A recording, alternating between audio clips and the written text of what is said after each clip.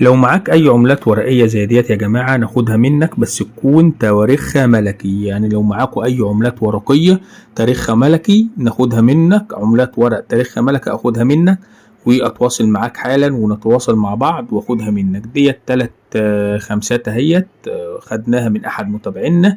3 خمسات واجهة البنك اللي بيقولوا على خمسة البنك الاهلي، وهي بالحالة ديت. طب يا جماعة الورق الملكي دي اعرف منين ان هو ملكي وتاريخه ايه؟ التاريخ يا جماعة بيبقى موضح على الورقة. يعني الورقة ديت يا جماعة تاريخها مكتوب اهو قدام حضراتكم، بوضحها لكم. كايرو 15 ديسمبر 1945، يبقى تاريخ الورقة بيبقى موجود في نص الورقة زي ما انتم شايفين.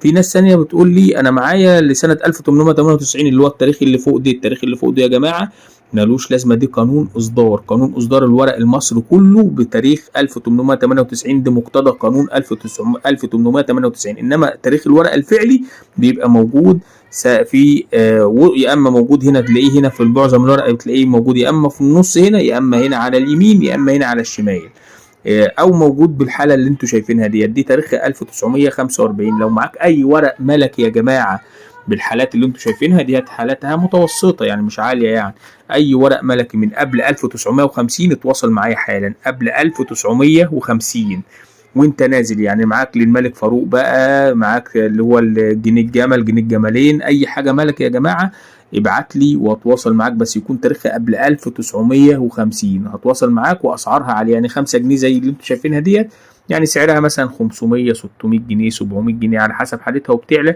كلما زادت الحاله بتاعتها وبقت ايه انصر.